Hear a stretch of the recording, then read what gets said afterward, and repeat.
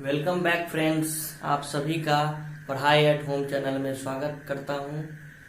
जैसा कि हम लोग पिछले लेक्चर में थ्योरी पार्ट पे 1.1 चैप्टर का थ्योरी पार्ट पे कवर कर चुके हैं और अब हम लोग उसका एग्जाम्पल को देखेंगे। एनसीईआरटी एग्जाम्पल नंबर 1 में ये कह रहा है, क्वेश्चन है कि Euclid's algorithm to find the HCF of 4052 and 12576, यानी कि इस दोनों नंबर का एचसीएफ निकालना है। एचसीएफ हम निकालेंगे with the help of this algorithm. Okay, तो आइए अब हम लोग करते हैं कि कैसे निकलेगा ये एचसीएफ इस एल्गोरिथम के हेल्प से।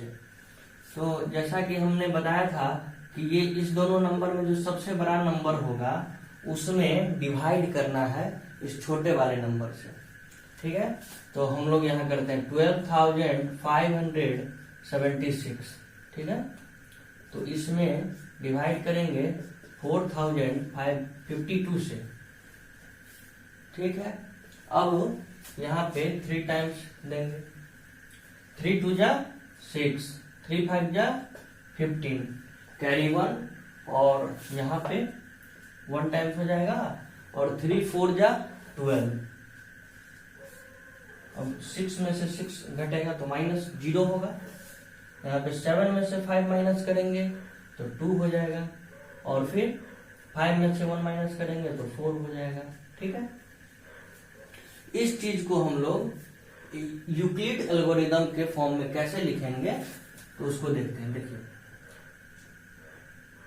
12576 है ये, इसको ये डिवाइजर है जो कि ए था, ये 4052 मल्टीप्लाई बाय 3 प्लस में क्या है 420 रिमाइंडर। ये रिमाइंडर होता है A equal to B Q plus R, उस फॉर्म में हम लोग लिख रहे हैं इसको। तो ये जो रिमाइंडर है इसको 0 करना होता है, तो 0 तो अभी आया नहीं है, इसलिए हम लोग इस स्टेप्स को कंटिन्यू करेंगे। ओके, तो ये चीज, ये जो 4052 है वो यहां पे आ जाता है। ठीक है, अगला स्टेप ये हो गया। अब क्या करेंगे, और ये जो 420 है वो यहां आ गया। ठीक है, और 420 को क्या चीज से मल्टीप्लाई करेंगे तो वो हम लोग यहां देख लेते हैं।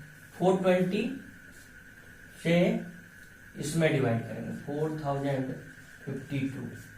ठीक है, तो यहां पे हम देख रहे हैं, तो यहाँ 9 टाइम्स हम देते हैं, 9 टाइम्स करेंगे तो 9 0 जा 0, 9 2 जा 18, कैरी 1 हो गया और 9 4 जा 36 और 1 37, यानी कि 2 में से 0 करेंगे माइनस तो क्या होगा 2 हो जाएगा।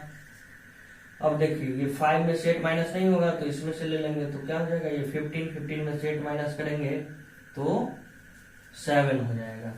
अब यहाँ पे 9 बचेगा, 9 में से 7 माइनस होकर 2 हो गया और ये बचा 3 में से 3 माइनस होकर 0 हो गया।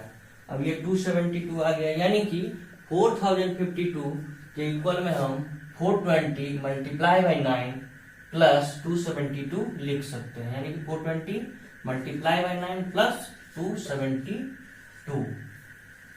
ठीक है, अभी भी रिमाइंडर हमारा 0 नहीं आया, तो इस रिमाइंडर को 0 करने के लिए फिर वो स्टेप्स को कंटिन्यू करेंगे।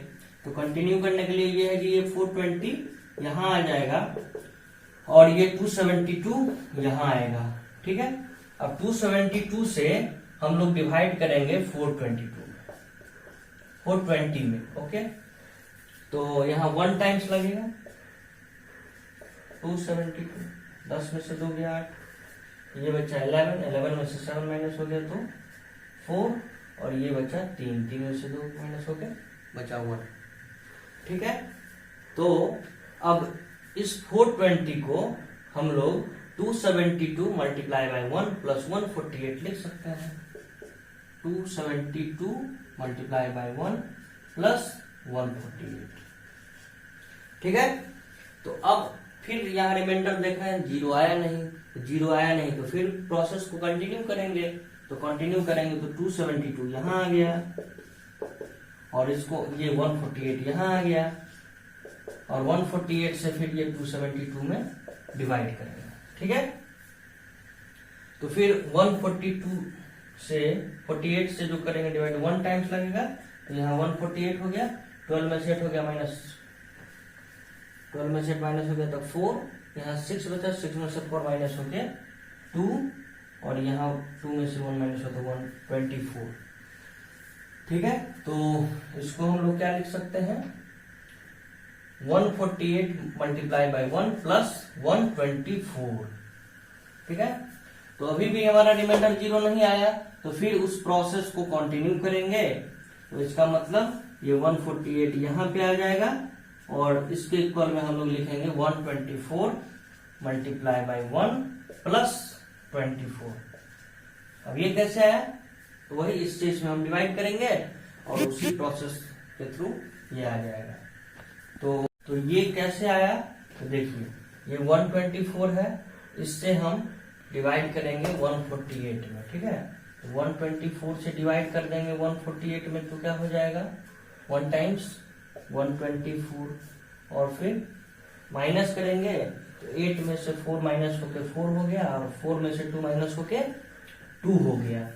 ठीक है, तो ये अब इसको हम 148 को 124 मल्टीप्लाई बाई 1 प्लस 24 लिख सकते हैं। तो अब देख रहे हैं क्या कि यहाँ भी रिमाइंडर 0 नहीं आया, तो रिमाइंडर जब 0 नहीं आया तो इस प्रोसेस को हम फिर से कंटिन्यू करेंगे, और फिर से वो लगाएंगे कि 124 यहाँ पे डिविडेंड हो जाएगा। ठीक है, और ये 24 फिर से डिवाइजर हो जाएगा। ठीक है, तो अब डिवाइजर से इसमें हम फिर से डिवाइड करते हैं 24 से 124 में, तो क्या हो जाएगा 5 टाइम्स 124, यहाँ पे रिमाइंडर आएगा, यानी कि 124 के इक्वल में 24 मल्टीप्लाई बाई 5 प्लस क्या हो जाएगा ये 4। ठीक है, तो अब हमारा रिमाइंडर 4 आया। इसका मतलब क्या है कि ये 0 अभी भी नहीं आया, तो 0 रिमाइंडर लाने के लिए फिर क्या करेंगे, ये 24 यहाँ आएगा इज इक्वल टू 4 यहाँ लाएंगे। ठीक है, तो अब 4 से इसमें डिवाइड करेंगे, तो वो हम 4 से डिवाइड करेंगे 24 में, तो क्या होगा 6 टाइम 24, तो इसमें से इसको घटाएंगे तो क्या हो गया 0 हो गया। तो 24 को हम 4 मल्टीप्लाई बाई 6 प्लस 0 लिख सकते हैं। दैट मीन्स यहाँ पे 0 हमारा रिमाइंडर आ गया, और यही हमारा आखिरी स्टेप हुआ। और हम लोग जानते हैं कि जिस स्टेप में 0 रिमाइंडर आ जाए उस स्टेप का जो डिवाइजर होगा, यानी कि ये 4, वही HCF हो जाएगा। ये क्या हो जाएगा HCF, that means HCF is equal to 4। That's all. Example number 2 को करेंगे।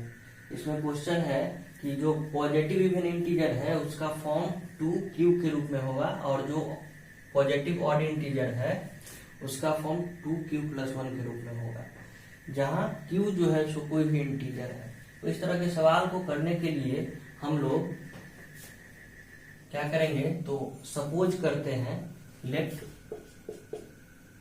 a b any positive integer. ठीक है, यानी कि a कोई क्या है, तो पॉजिटिव इंटीजर है, और ये a जो है सो डिविडेंड के रूप में काम करेगा। किसके रूप में काम करेगा, डिविडेंड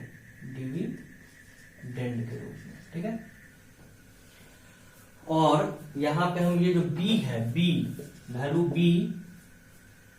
b क्यू प्लस 1, तो यहाँ से b इसको सपोज कर लेंगे कि let b is equal to 2। ठीक है, तो जैसा कि हम लोग जानते हैं बाय यूक्लिड्स एल्गोरिथम कि a is equal to B Q plus R होता है वेयर ये remainder is less than b, and मतलब 0 के बराबर या छोटा होता है, रिमाइंडर से छोटा होता है 0 या 0 के बराबर होता है, और b से छोटा होता है रिमाइंडर। ठीक है, तो यहाँ पे हम 2 क्या कहे हैं कि इसको हम डिवाइजर के रूप में लेंगे। ठीक है, डिवाइजर के रूप में लेंगे, तो 2 से हम डिवाइड करेंगे किसमें, तो a में।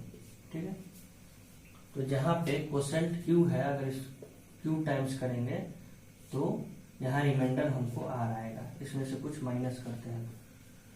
ठीक है, जहाँ पे ये जो रिमाइंडर होगा हमेशा 2 से छोटा होगा। ठीक है, तो इस प्रकार हम यहाँ पे लिख सकते हैं रिमाइंडर का वैल्यू क्या क्या हो सकता है, तो 0 और 1 हो सकता है। अब कैसे 0 और 1 होगा, क्योंकि 2 से हम कोई भी नंबर में डिवाइड करेंगे, कोई भी नंबर में डिवाइड करेंगे तो रिमाइंडर हमेशा इससे कम होगा, जैसा कि ये रूल हमने पढ़ा है। ठीक है, तो यहाँ से हम ये लिख सकते हैं ना कि 0 less than equal to remainder r, जो नहीं पता है लेकिन b तो पता है 2, तो r का वैल्यू हमेशा क्या होगा, या तो 0 होगा, यहाँ देखो रिमाइंडर के बराबर 0 है, या तो 2 से छोटा होगा। 2 से छोटा का क्या मतलब है कि 1, तो यहाँ से हम अलग अलग वैल्यू फिर ले लेते हैं। जैसे रिमाइंडर जब 0 होगा तो फिर a का वैल्यू क्या होगा, a का वैल्यू क्या होगा bq प्लस r, तो b के जगह पे हम लोग क्या लिखेंगे 2q प्लस रिमाइंडर क्या है 0। ठीक है, तो 2q प्लस 0 का मतलब 2q हो गया। ठीक है, अब रिमाइंडर 1 है, ये वाला 1 ले लेंगे, तो a इज इक्वल टू फिर bq प्लस r पे उसको पुट करेंगे, b के जगह 2 हो जाएगा, b के जगह 2 हो जाएगा, q प्लस r के जगह 1 हो जाएगा, यानी कि a बराबर 2q आ गया और a बराबर 2q प्लस 1 आ गया। इसका क्या मतलब हुआ कि ये हमारा चीज प्रूव हो गया कि जो पॉजिटिव इवन इंटीजर होगा उसका फॉर्म 2q होगा।